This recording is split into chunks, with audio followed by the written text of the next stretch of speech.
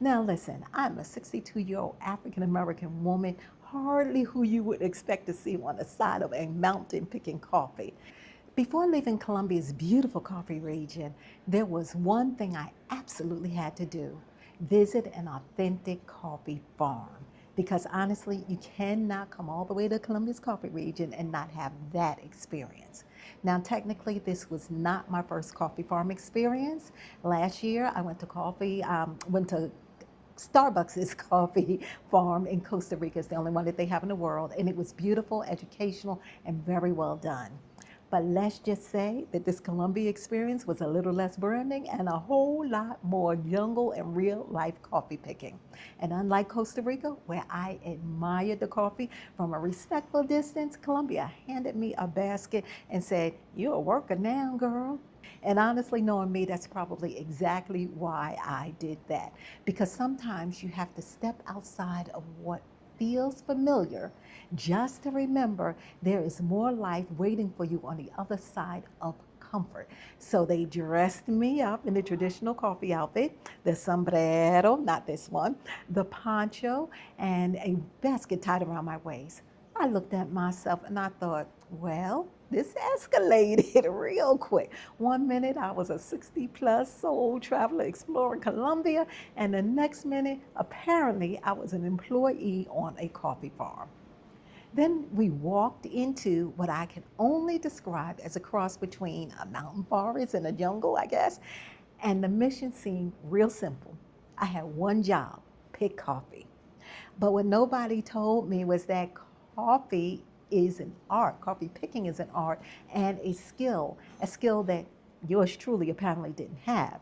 Meanwhile, I was out there squinting at coffee plants, asking my guys, squinting like it was a final exam. Asking my guy, is this one? How about this one? How about this one? But eventually, I did get the hang of it. I had learned that 20 coffee beans make 1 cup of coffee, and I successfully picked my 20 plus coffee beans because I'm an overachiever sometimes. And as I stood there with that basket around my waist on that mountainside, something struck me that every single cup of coffee is processed like this. But the people who do this every day, they are walking up and down those hills, carrying weight, making judgment calls, and doing skilled labor that most of us never even think about. And here's what I did not expect. Standing there on that hillside at 62 years old, being bad at something for the very first time in a long time, it felt inspiring because we're not expected to be bad at anything. We're not expected to be a novice, but sometimes we need to be a novice because being a novice reminds us that we are still growing, we are still learning, we are still capable of surprising ourselves. And honestly, it is easy to forget that when you're standing in the line at Starbucks ordering your latte with oat milk and extra foam.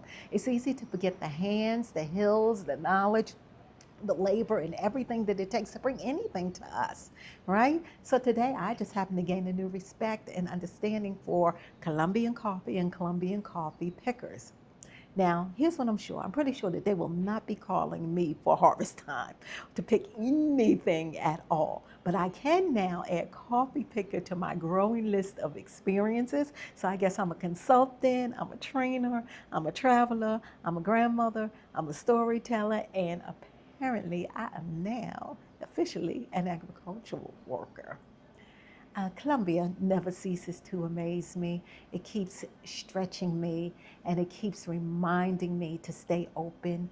Until next time, stay on the map and keep saying yes to the things and experiences that surprise you.